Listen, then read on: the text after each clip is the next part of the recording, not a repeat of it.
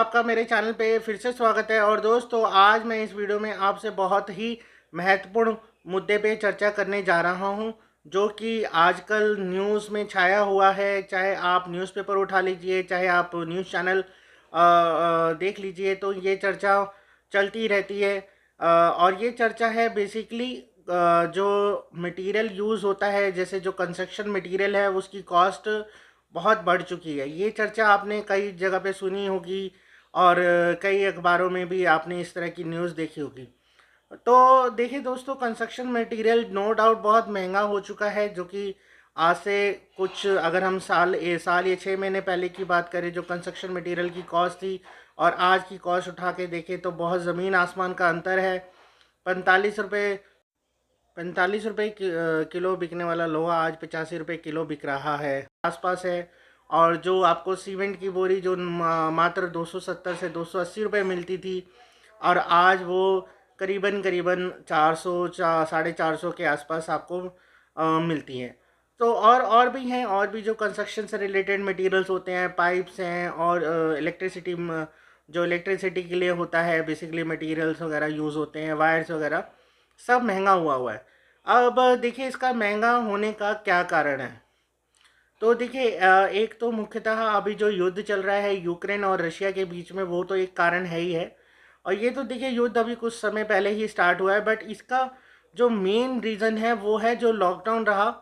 आपने देखा ही, जो कोविड की वजह से रेस्ट्रिक्शंस रही, लॉकडाउन रहा, तो काफ़ी जो इनका इन सामानों का जो प्रोडक्शन होता है वो रुका रहा। मतलब इतनी तेज़ी से प्रोडक्शन हुआ नहीं, और फैक्ट्रीज़ में लेबर नहीं थी।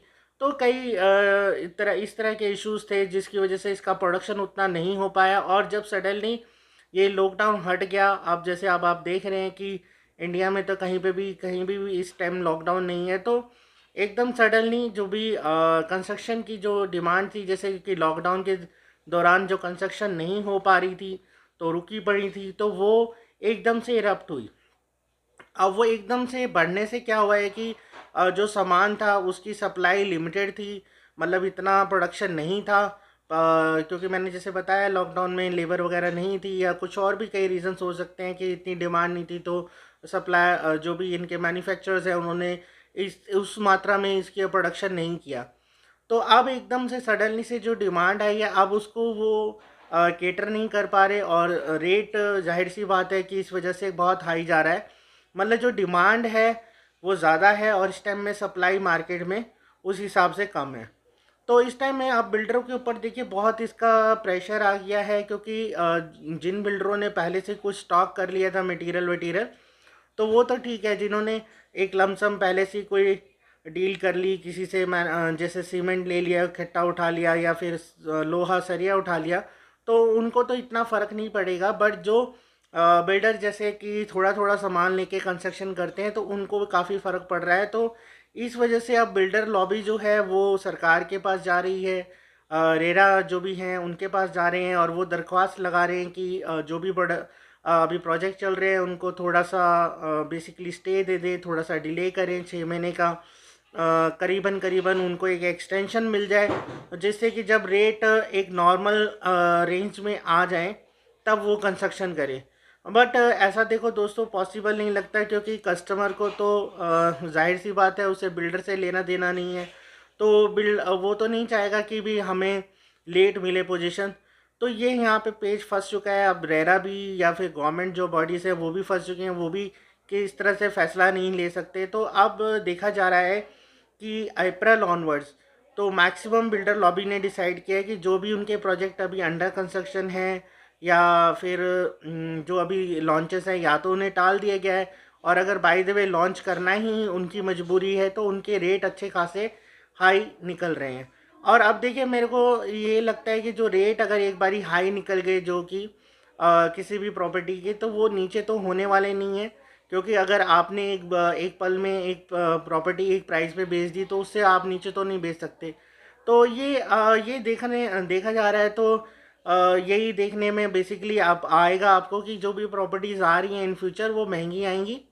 और आप देखेंगे कि मतलब सडनली जो ग्राफ है, मतलब वो एकदम चेंज होगा, ड्रास्टिकली चेंज होगा, क्योंकि बिल्डर्स की भी मजबूरी है। अब इसमें अब हम भी क्या कह सकते हैं, क्योंकि बिल्डर्स को भी ऑब्वियसली अपने प्रॉफिट मार्जिन्स का तो देखना ही है। तो यहाँ पे कॉस्ट आपको दिखेगा कि बढ़ के आ रही हैं जो भी नए प्रोजेक्ट्स आएंगे इस दौरान में।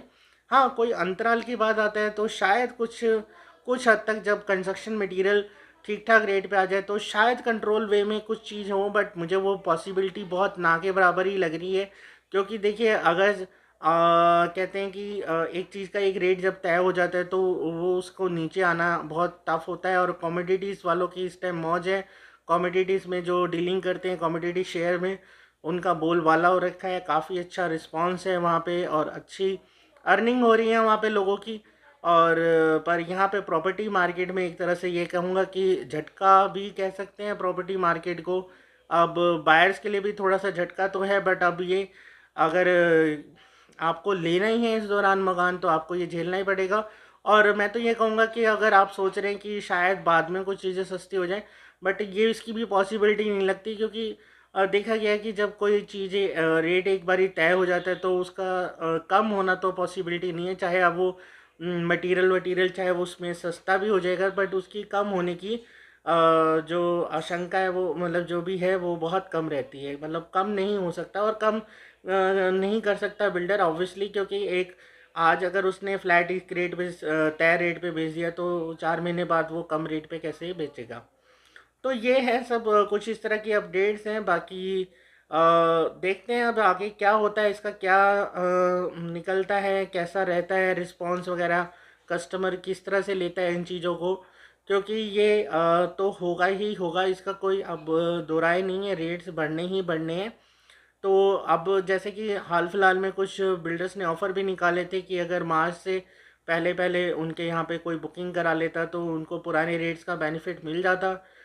बट अगर अप्रैल ऑनवर्ड्स कोई जा रहा है तो उसको नए रेट ही देने होंगे। तो इस तरह की कुछ अपडेट है जो कि रियल एस्टेट मार्केट से आ रही हैं। तो जो कि मैंने सोचा आपके साथ साझा करूं। ऑल दो वैसे काफ़ी न्यूज़ हैं, वीडियोस भी आपको कुछ मिल जाएंगे, यूट्यूब पे भी मिल जाएंगे, बट मैंने कहा ज़रूर ये अपनी तरफ से भी एक अपडेट दे देनी चाहिए। बाकी अब देखते हैं, हो सकता है कि इन दौरान कुछ प्लॉट्स के प्रोजेक्ट आएँ।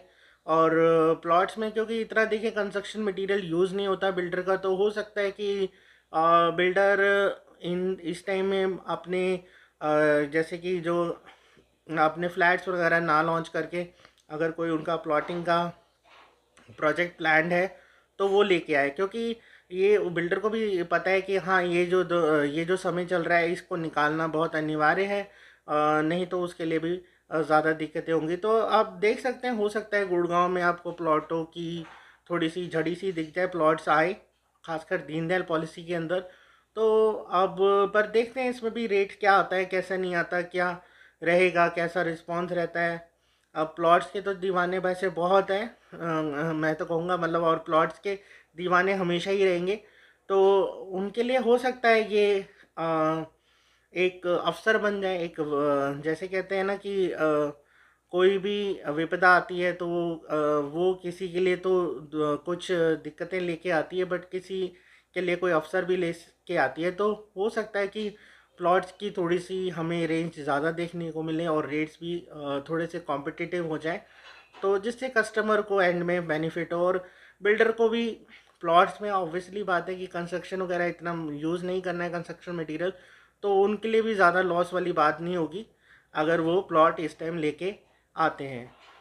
तो चलिए दोस्तों, बस इतना ही सा अपडेट था आपको जो देना था इस वीडियो के माध्यम से। मैं आशा करता हूँ आपको ये दी गई जानकारी पसंद आई है।